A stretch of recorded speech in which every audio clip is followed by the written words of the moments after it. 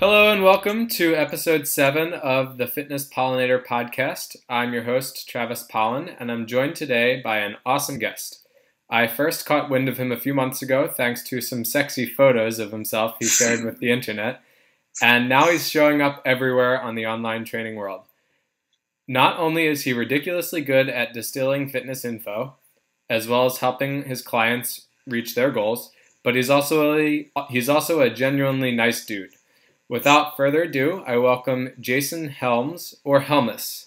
It's Helmes, Okay. just like a helmet, only with an S at the end instead of a T. I meant to ask you before we started, but I didn't get to it. Oh, that's quite all right. Everybody makes that mistake. So you just that's like my first speech that I always give to my students every single year. It's like a helmet, only with an S instead of a T. But no problem, everybody does that. Well, thank you very much for having me, Travis. I appreciate the invite.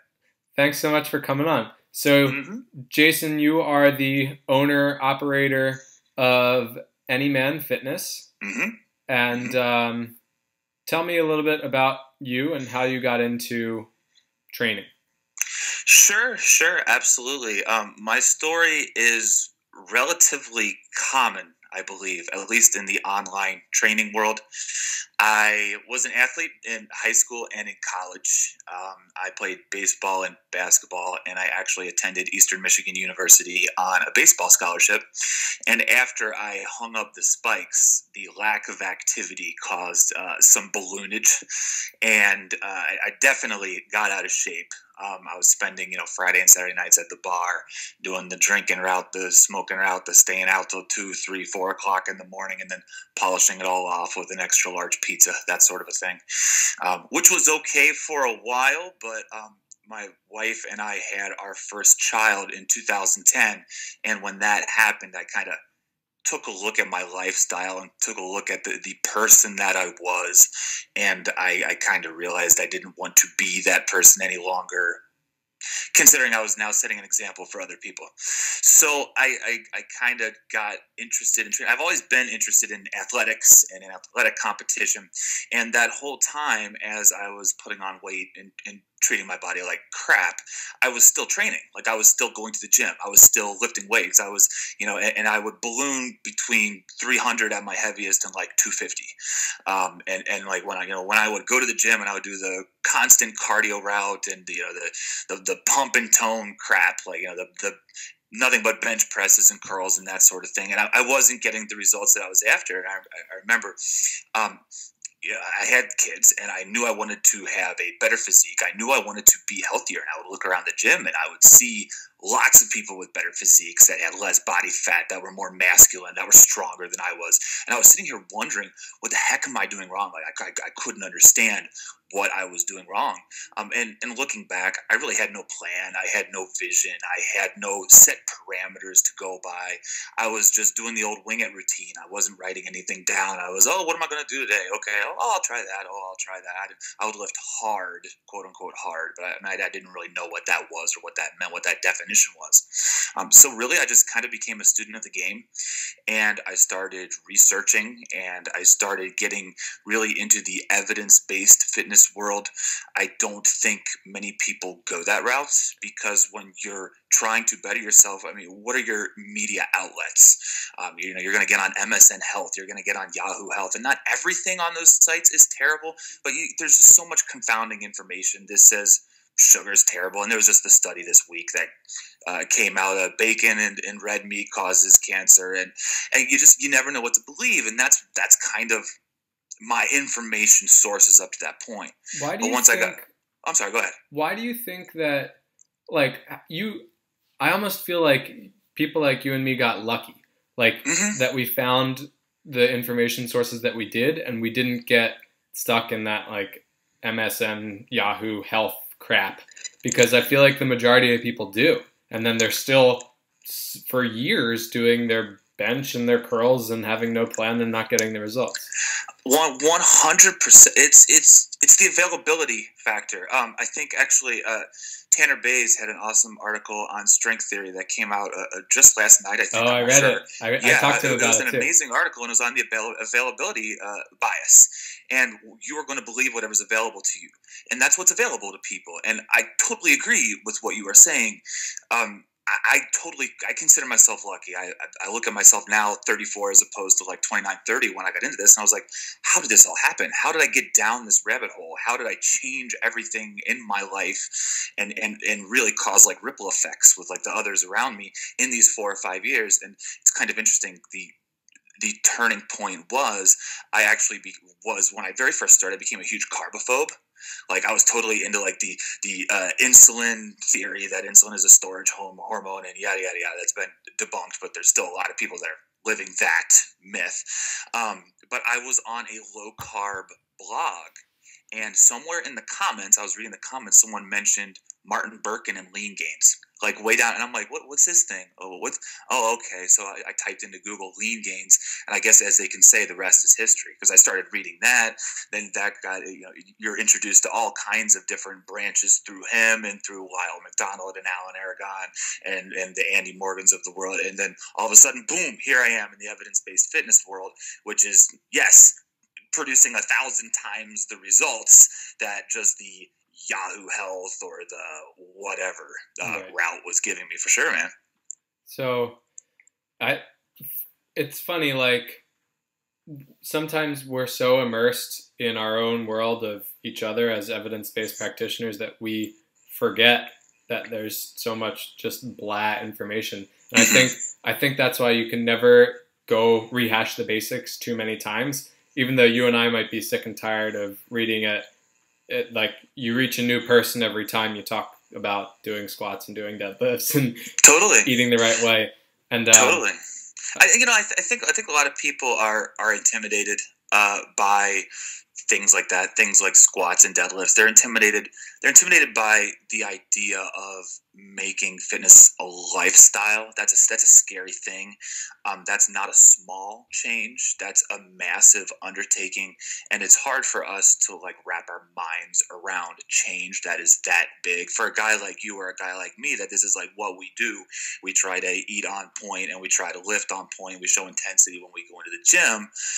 It's normal. It's like, well, why wouldn't everybody want to do this? But when you live that sedentary lifestyle and you have that standard American diet, you feel like the change is so unbelievably massive that it can't come to fruition. There's no way you could possibly do that. But that's kind of what I get from you as your MO of Any Man Fitness. Like anybody can do this, and I'm just a middle school teacher, Exactly. And it is a lifestyle. Yes. And it is a lifestyle. Like I was reading over your ebook, and that's basically what you said at the beginning. Like, I'm going to teach you everything you need to know, but you have to make the commitment to a big change. Mm-hmm, mm-hmm. Yeah, and it's funny. I personally, this is a little side note, but it kind of leads into the point that connected there with the lifestyle and with the changing you need to make the commitment. I think meal planning is one of the most important parts of any healthy lifestyle. I think it's detrimental to need to make decisions in the moment when it comes to your diet. Oh God, yeah. Even if it's just one meal ahead of time. Many people do a whole week or a whole day, but even if it's just a meal, so like where your dinner is coming from, so you don't end up making a bad choice. I was discussing that with someone. It was actually a family member. I was at like a family function, and they're all like super curious. What is this internet thing that you've been doing? And all of a sudden you're showing up all over the place, right? So what do you think the biggest key to dietary success is? And I thought about it for a minute, and I said meal planning, making sure you know what you're going to eat in advance. It takes the guesswork out of it. It takes the motivation, the decision-making process. And I could never do that. Like that kind of regimentation in your life and da-da-da-da-da. This guy, he went on for a while, and I let him talk. And I looked at him and I said, so you mean to tell me it's difficult to know that you're going to eat a bacon cheeseburger tomorrow?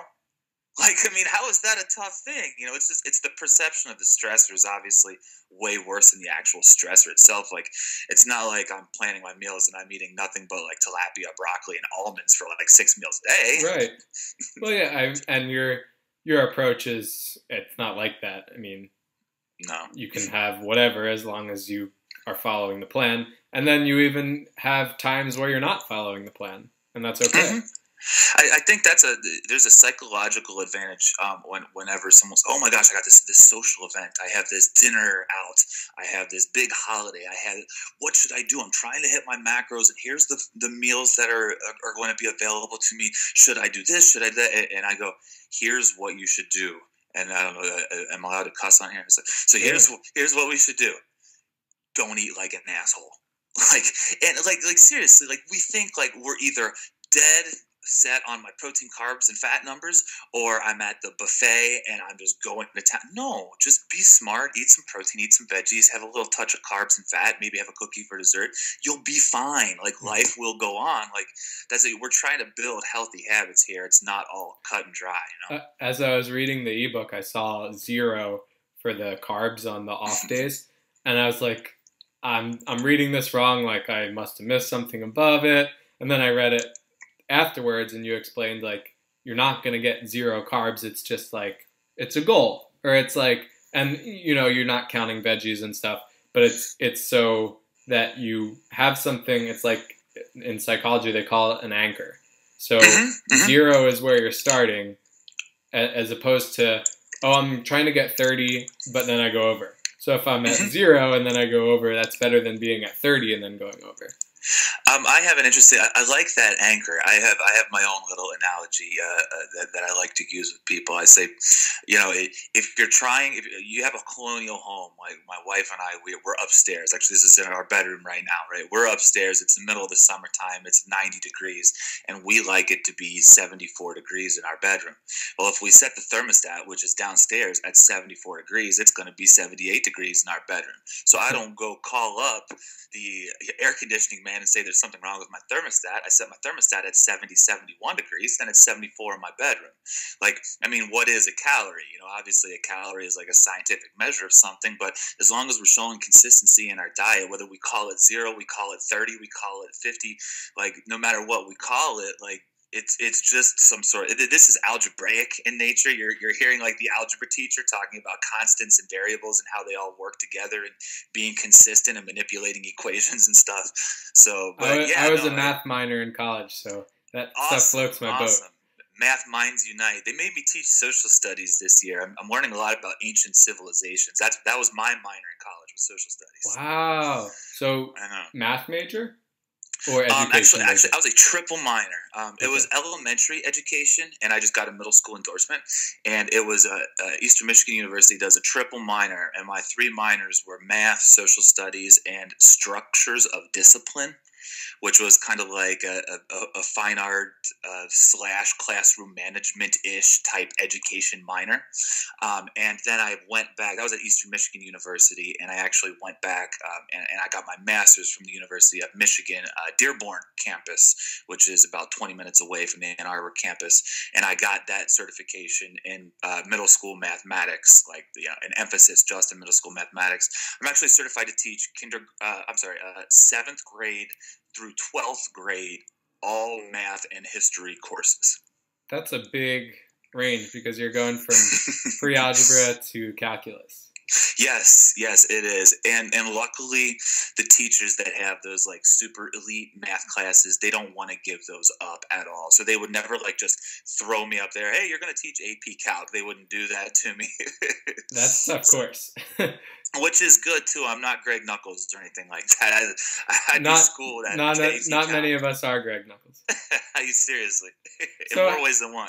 How does being a math teacher help you as an online coach? How does being a math teacher help me as an online coach? I guess actually that's two-part question. How does being a math guy help you, and then how does being a teacher help you? First, the just how does being a teacher question help me?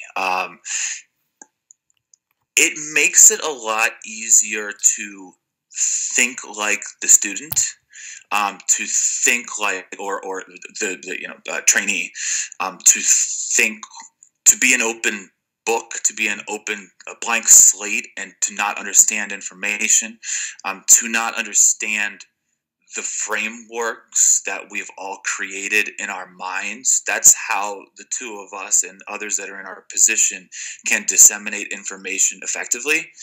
We understand the big picture, and we don't get caught up in the minutia, and we don't worry about small little details. We don't miss the forest for the trees. But if you're not well versed in these sorts of things, that can become almost like inundating.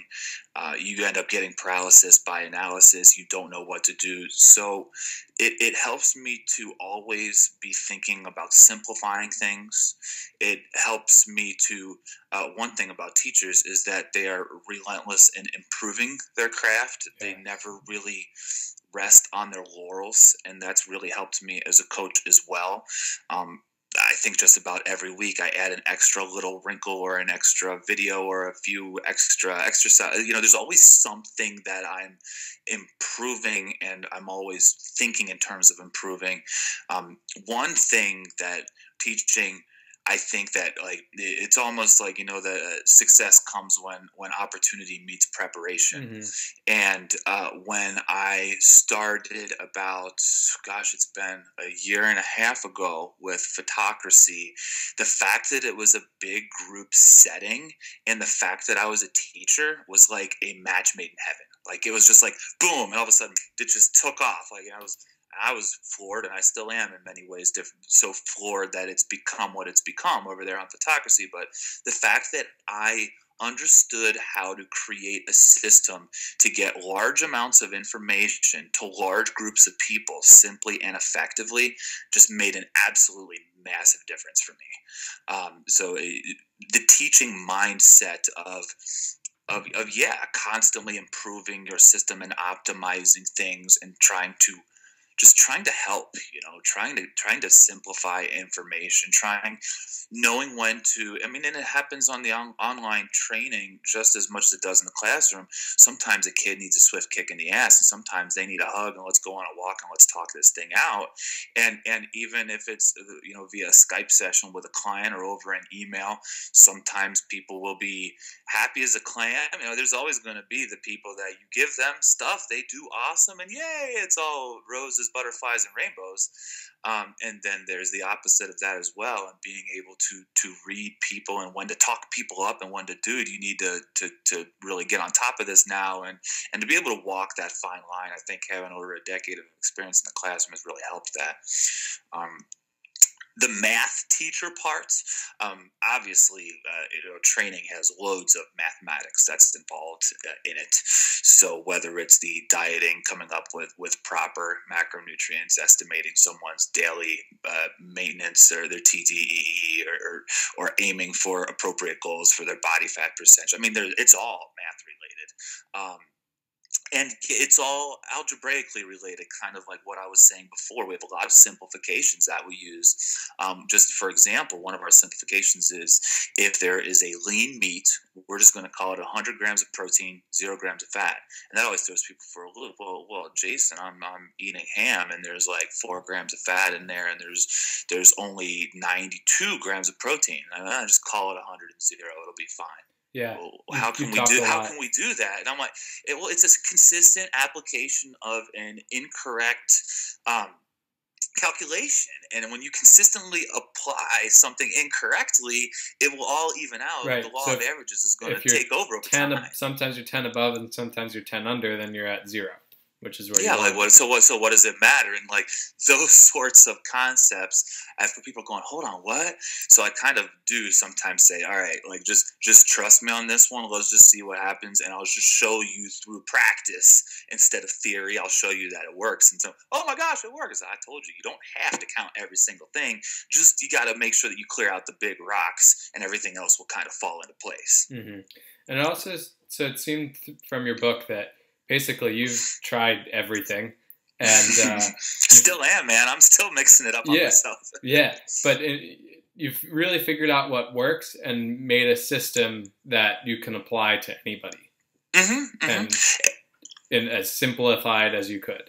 That book too. That is That's certainly not what we use for every client. That's kind of like your standard. Here is what we would do if you had someone that was brand new to weight training, had never done it. It is a minimum effective dose kind of a program, and when someone is brand new and they've never worked out before, simple, boring, straightforward, cookie cutter, showing people this right here is all you need. You need your 45 minutes to an hour, 3 days a week, and you need to mind your fork in the kitchen. That's all you need. Let's just clear out all the other crap.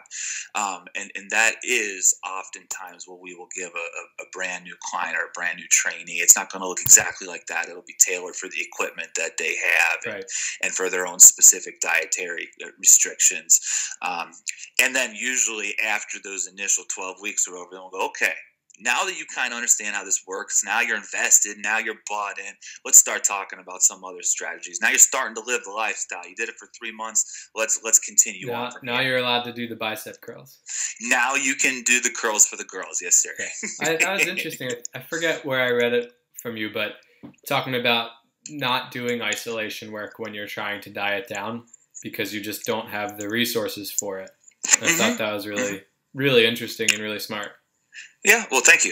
Yeah, it's everything is a stressor, and when you're dieting, especially when you're dieting for a long time, like all those stressors, they just start to add up. So, clear out the nonsense and save those bicep curls and tricep extensions for when you got a surplus and you can actually put some meat on those guns. Right. So speaking of the surplus and dieting down aspects, you wrote a blog, I guess it was a few months ago now, kind of at the end of a very long and lengthy diet process where you got totally jacked and it got picked up by Men's Health and it was super cool.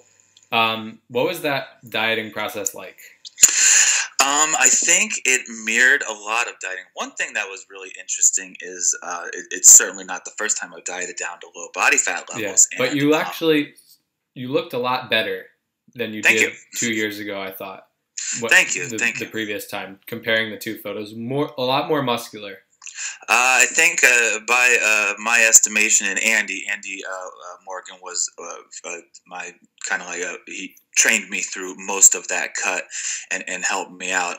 He said, I think you've put on about 20 pounds of lean body mass in the last 2 years, judging by the pictures and the weights and the body fat percentages. And I said, yeah, that's kind of what I'd peg it at too. When I was at my leanest, I was about 205, 206. And you're 6'8". So I'm 6'8", and that was a couple years ago. And after 2 years worth of cutting and bulking cycles, in the pictures that you saw on Men's Health, I was right around 230, 231 there, and I got down to about 226 at my leanest. I actually kept that cut going for about 6 weeks after I was done with the photo shoot, just to get totally through summer. And yeah, I got down about 226. How was it? I was able to. This was the cool part about gaining 20 pounds of lean body mass. All of a sudden, I realized that my TDEE was no longer 27, 2800. It was now 32, 3300. So I had put a good 400, 500 calories per day on my my maintenance calories. So I was able to diet. The first go round, I was probably at 2,000-ish calories per day every day for 6 months. And this time around, I was able to diet at 2,400, 2,500 calories and have the same fat loss. That makes a big difference, awesome. Yeah. So that the first 12 weeks were awesome. I was pretty much spot on for 12 weeks. Then I went to the fitness summit in Kansas City. Took a little off break there to have all kinds of Kansas City barbecue with all the fellas. But it was, by the end, I'm not gonna lie, it was grueling. I started on December 29th, and I didn't officially end my diet until August 26th. So it was a long one, and by the end, my mood was affected. I was pretty much a dick, and I got two young little kids. Any parent can tell you that if you don't have the right mindset with two young little kids, you can snap pretty quickly. And I had to really watch myself, just because it wasn't even really the physical; it was just like the psychological. Dieting is psychological. It's all in your mind. It's how you perceive things. And by the end of 8 months, it's like, oh my God, just end me this thing now. It was beneficial. I liked it. I felt good. I looked good. I was lean all summer. I was happy about that. But yeah, it was a long diet, and now I'm back in a bulking cycle now. Aiming for about a pound of body weight gain per week. I'm going to make sure I don't get to the point I was at anymore. I've set up some parameters. I bulked pretty much. I fat bulked. So I guess, yep. What do you think, what would you say the benefits of doing the up and down versus just staying at a middle of the road? Obviously, from a aesthetic standpoint, when you diet down, you look great, but like from a health standpoint, is it better to go a little heavier and a little lighter over the course of a year, or? I am not sure yet.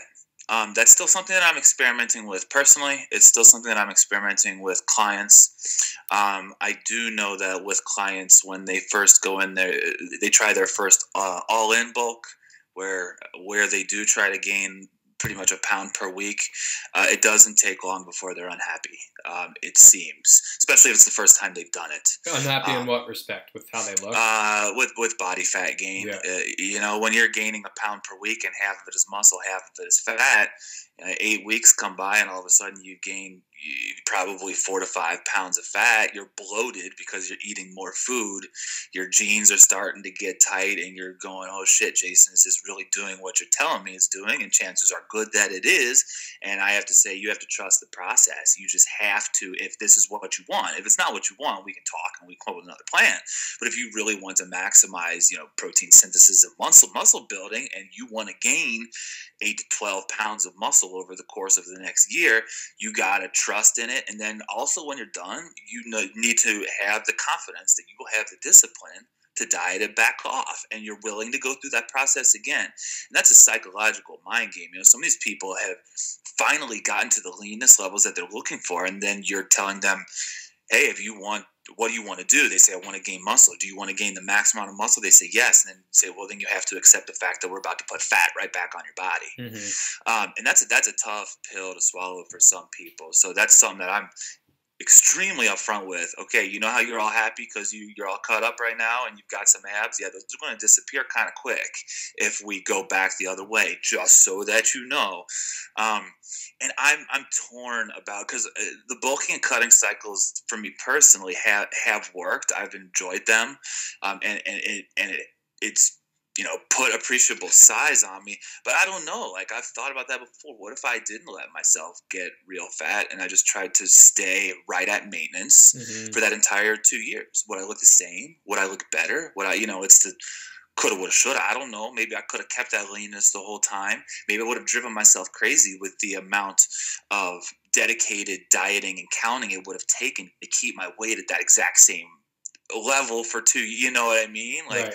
I don't know. There's always a trade-off, and it's so difficult to tell. And this is why fitness is a lifestyle. It's something that you can't give up on. Oh shit, I got fat, I'm done now. Like, it can't be that. It's nope. Okay, we're going to cut again, and right now I'm going to probably gain weight until the holiday season, and then after the holiday season, hopefully I won't be 270 like I was last holidays. Maybe I'll be 250, and I'll cut off 20 pounds or so over the next 8 to 12 weeks, and boom, we're right back into a growth cycle. So just be a little smarter about it this time. Yeah. I think one thing that you'd written that really resonated with me, I think you wrote it, was that when you were at your leanest, you weren't at your healthiest. And that's something that some people don't realize, is that, bodybuilders don't look like that all the time. In fact, they only look at it like that for a few hours. And even like you had a picture of either a few days before or a few days after where, tricks of the lighting and sticking out your stomach, but you actually were not as lean as you just had been. And you were probably healthier because of that. You weren't dehydrated. and everything else that goes into looking that good for that photo shoot or that bodybuilding show. Yeah, that actual those pictures that I took, I had that date targeted for a while. I knew I was going to do that when I got to the very end of it, kind of for the for the site and for the social media and all of that. So I had that all lined for up. The fans. And the day of, it was like, the day before, I controlled my carbs. I got some tips from Mike Vacanti. I actually said, okay, you've done it before. You got those pictures all over the place. Help me out a little bit, brother. He's like, all right. So he gave me a few pointers. Him and Brian Cron both gave me some pointers on looking the best that I could look. But yeah, minimal carbs the day before. Maybe like 100, 200 grams, something like that. And then the day of, the pictures were at night. And other than I might have had like 8 ounces of lean meat and like a couple slices of cheese and a few veggies over the course of an entire day. Yep. And that was a day that like started at 7 a.m. with the kids waking up and the whole family traveling because it was on location about 3 hours away. And I was barely sipping on water the whole time, just enough to wet my beak pretty much. And by the time 7:30 rolled around, I was dehydrated. I had a headache. I was lethargic. I was moody, crabby. Here I am on vacation on Lake Michigan. I'm like, hurry up, everybody, get this crap over with. I'm hungry. It's time to eat. Yeah. And I joked around a buddy of mine that I saw last week. Oh man, you look really good for those pictures. He's like, but I like how you kept it real and you were talking about how crappy you felt. And I said, dude, if they could have seen me an hour after the pictures, I had eaten like 3 cheeseburgers and a tumbler of whiskey. I would have looked totally different. Yeah. Yeah. As soon as you eat anything, though, you don't have that look. So. Yeah, but the picture, it was taken about a week later after I'd gotten back from that vacation. It was just like I ate breakfast and the person, the photographer, her name was Stephanie Gagliar, is actually my sister-in-law. She sent me over the files, and I'm looking at the files, and I'm like, this is sweet. And I'm like, but it's not me. Like, this doesn't, what is this? Like, what am I looking at? Are these doctored? And she's like, no, I didn't. I mean, I messed with the lighting and the filtering, but no, this is you. And I'm like, this is just weird. And that's when all of a sudden it dawned on me, I need to write about this. So I snapped a couple pictures in my kitchen real quick. And I guess it got picked up by Yahoo. That was cool. Or by Men's Health. And it eventually got picked up by Yahoo too. It was on that site as well. That's so it's pretty cool. Yeah. I posted a video one time and Men's Health picked it up and wrote a little bit about it. It was awesome. Awesome. Yeah. Yeah, it's just a little, it's like whatever, you had to post it on social media, a bunch of people like it. Oh, man, that's so cool. Hey, you were on that. Yeah, I was. And then on your website, you can say, as seen in Men's Health. You know it, of course. Get those calls to authority out there, right? Absolutely. So you're 6'8". What's it like training as someone that tall? And how do you alter your training? That's an excellent question. I'm not only 6'8", but it's well, I guess I was going to say it's all in my legs and arms, and I guess you kind of have to be if you're 6'8", right? I think height is almost like so I read something, you could have somebody who's 5 feet or somebody who's 6'8", and if they're sitting down at a table, the height difference will be minimized because it's almost entirely in their femurs. Interesting. Yeah, and that's why squatting is so different. Yeah, it's terrible, and I actually don't tell anyone. They'll probably hear it, I'm sure.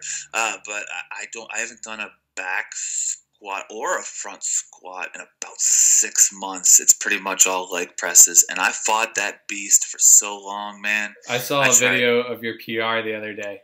And I got a lot of shit for that one. A lot of people told me I didn't hit depth. I probably didn't. They're probably right. But they're also not 6'8", so true. You still your distance you traveled was still greater than them, even if they were asked to grass. Yeah, so I tell people, I say, hey, I might barely have a 315 3-inch high back squat, but I have a legitimate 500-pound deadlift, and my deadlift is probably 8 inches higher than your deadlift is.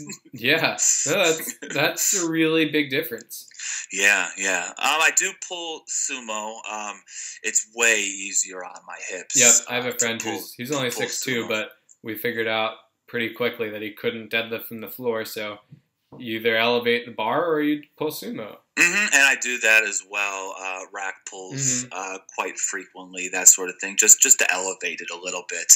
But So yeah, can you honestly, goblet squat? What's that? Can you goblet squat? I could.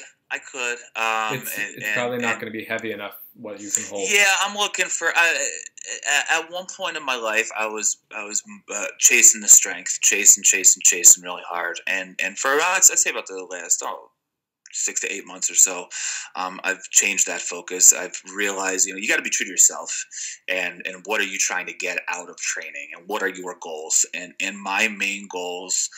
I was never going to be a power lifter. I think you need that base of strength in order to, just for health, for general well-being, for functionality in the world. And really, the strength will be able to help drive hypertrophy gains. So I think that's important to have that. You never want to take a beginner and throw a beginner in there and just give them, volume to the ceiling on stuff. But I realized that what I want to do is I want to be healthy. I want to live a long, fruitful life. I want to have good movement, and I want to have a decent muscle mass. That's the vanity part of it. I want to look good, and I want my kids to say my daddy's jacked and all that fun stuff, and not fight the dad bod. Right. So considering all of that, yeah, I don't. It's all leg presses. I'll do I still do deadlifts and RDLs and that sort of thing. But as far as actual squatting motions go, no, I've actually become kind of a fan of the press machines. I really have. They've been fine. They've been causing my legs to grow. Actually, I've had more leg growth in the past 8 or so months, just focusing on constant tension, putting your legs on a piston and going for those 15, 18, 20 rep leg press sets and just grinding it out. Oh, it's tough, man. How about doing a squat movement with a hex bar, trying to stay more vertical? That would be awesome if I didn't belong to a gym that costs $7 a month and is completely devoid of hex bars. There you go. I'm jealous of I see these pictures of all these fun toys people get to play with. My gym doesn't even have a shower. Yeah. It's like one of those, in a strip mall. You go in, you work out, you leave. That's it. Yeah. I'm trying to think. Well, they probably don't have kettlebells then. No, I think they do, but they go up to 12 pounds or something. Yeah, you need 200 in each hand. Yeah, they definitely don't have that, and it's I have all these nice, beautiful gyms around me, but I'll tell you what, I'm fighting lifestyle bloat. Right, as I'm becoming more successful at a few things, and we're getting the kids' daycare bills getting knocked off, and we're paying off debt, and we're doing all this. I'm fighting the urge to up my lifestyle game. So I'm ooh, that gym over there. Now that gym over there is going to cost me $80 a month. This one costs $7. Don't go anywhere else. You can do it. I'm fighting those urges. I'm with you. I just moved to Philly, and I'm really resisting joining a gym. I kind of feel like as a trainer, I'm just entitled to walk into a gym and train for free. I don't know why that is, but I actually stumbled upon a place over the weekend that this is exactly the case, because I'm going to train clients there, and I can just I can use the facility when I want. There's not much there, but as long as there's a pull-up bar and a barbell, I'm pretty good to go. I personally, I'm pretty much like Clark Kent in a way. People don't know what I do. Oh no, not that anybody knows who I am, but don't you find that I find it to be the biggest kick? When you're I'll see the trainers at the gym that I'm at, they'll be wearing bodybuilding.com shirts, and I'll be yeah, I wrote an article for them, and they'll be wearing I just got this little secret that nobody knows about. Actually, I don't wear my swag into the gym. I just usually wear old high school ratty cutoff t-shirts or whatever, and I'm none of these people know who I am. It's okay. I like that. It's cool. Yeah, you know what I like to do? I like to go to gyms that nobody knows me and just kind of scout them. Talk to the owners and be oh yeah, so what's your training philosophy? And they'll rattle off all this BS, right? As if I don't know. Muscle confusion, da da da da. Yeah, use those fancy words. I'm okay, because I can spot. I'm a good BS detector. You can spot the crap a mile away. Yeah. Yeah. Yeah. Actually, a friend of mine told me that her sister was training at the gym, and she is not a client, but she follows my stuff and uses a lot of the methodologies and everything. And she said a trainer at her gym printed off an article that I had written and gave it to her, and she's like, "Yeah, actually, it was the sister of the guy that did my logo." And she's like, "Yeah, you see that logo right there? Yeah, my brother designed that. That's actually like one of our buddies." Like, so like, small world, cool. So like, random people at the gym are actually starting to get wind of some stuff. That's awesome. Yeah, it's cool. Like sometimes online, I'll friend somebody or somebody will friend me, and they'll be like, "Oh, hey man, I've been reading your stuff for years." And I'm like, "Whoa, like you know who I am? That's awesome." Isn't this life weird? Like, it's so weird. Like, Because I think about that all the time. You never know that you're reaching as many people as you are. Even when an article says 500 shares, like you don't know who shared it, and most people who read it aren't contacting you to tell you how much they liked it. And even I know I'm not contacting Tony Gentlecore to tell him that I read his kettlebell swing article today. Sure. I mean, it was great, but it like sure. So no, and not only that, but think about it, if 500 people share it. I mean, think about what a small percentage of people share it is like read the actual article. You know, sure, like, you never know. Such a small percentage. Like I rarely share something. It doesn't mean I don't like it. I just talked about Tanner's article on strength theory. It was a phenomenal article. I didn't share it on Facebook. It's going to make the articles of the week deal this weekend, but I mean, I didn't share it. I was like, oh, that's a great article. Fantastic. But it just didn't cross my mind to click the little share button, you know? I was too excited just reading it. And then, sure. and then talking to him about it. I I took a whole college course. It was called Thinking, Judgment, and Decision Making on those logical fallacies. And awesome. So I went on my old laptop and I sent Tanner my notes. He was so excited. Oh, that's cool. That's awesome. Yeah, Tanner's a good dude. Really, very talented. He's really making some waves in the industry. I love talking to him. Yeah, good dude. Good dude. He writes the articles that I wish I had written. I was like, damn, like I could have written that article. Why didn't I think of that? Yeah. Oh, sure. You can still write it too. You just package it differently, right? Yeah. And I mean, I either mention that he inspired me, or I hope that nobody else read his, and then they read mine. There you go. Perfect. Tanner won't mind. He won't mind at all. Nah, he's a good dude. So you've only been doing it a few years. How did you build the business up from nothing to where it is today? Other than being great at what you do. Oh yeah, thank you. So you want to know my top secret business making? This is my model for the future. I'm going to have webinars on how to be an amazing. No, I'm just kidding. But really, it's kind of funny. The things that I think really work are simple things that everybody should be doing, and sometimes I do get messages from random people. Sometimes I know them, sometimes I don't. Like, oh, hey man, what advice do you have? And first I say, when you're asking for advice, ask a specific question. Don't just say, give me advice. But eat your veggies and yeah.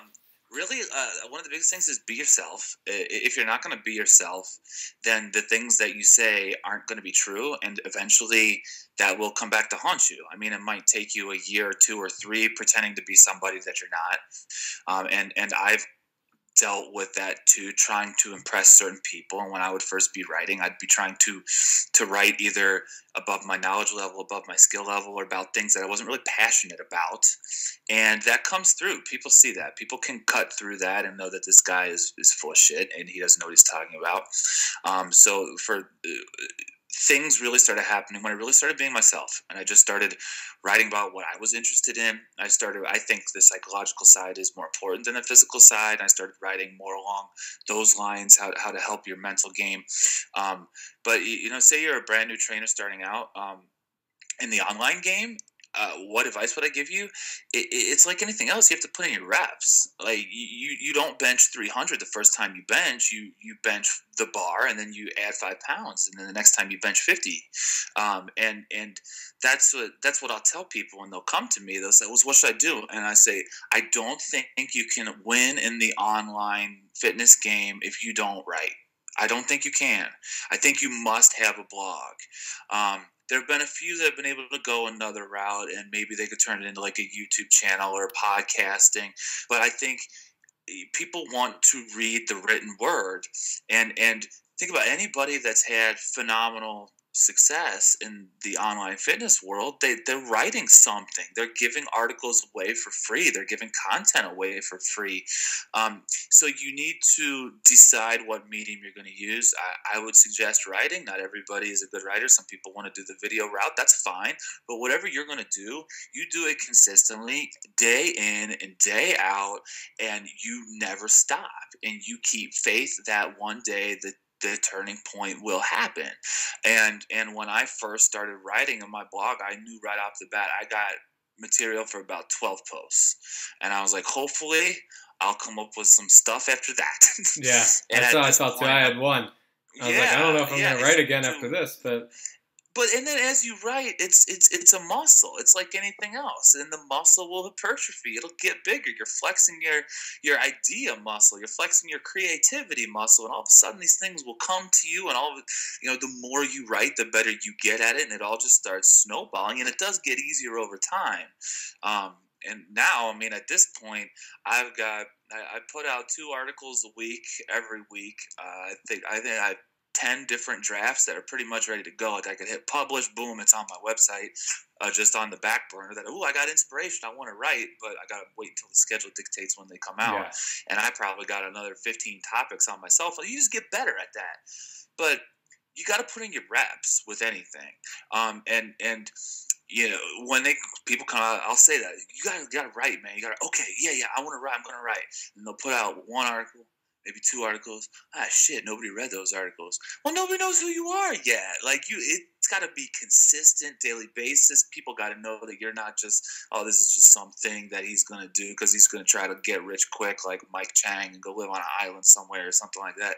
Like they got to know that you're genuine, and that takes trust, and trust takes time to build. And so, I mean, I started doing this almost about 2.5 years ago or so, and in those 2.5 years, every single day, I have posted at least once on Facebook on my business page every single day. I've come up with at least 1 article per week, usually 2 articles per week, every single week since then. And I've just been grinding, just being myself. I don't bullshit people. I don't lie to them. I've had a lot of people that they've come to me and I say, no, we can't work together. It's not going to be a good fit.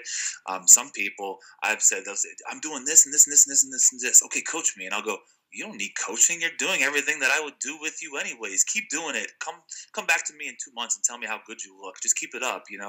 Those sorts of, I'm ethical about stuff. I'm not just going to take people's money. People appreciate that. And that gets me referrals, and it all snowballs. And then you sometimes get lucky. And the photocracy thing, I got lucky there. I did. And luck has a little bit to do with it, but I was prepared to meet that luck head on, and I was ready for the challenge. And it's been awesome. A great blessing. It's been fantastic, man. That's awesome. So you got the ebook on your website at anymanfitness.com. Mm-hmm. And then you also do, you have a good YouTube channel.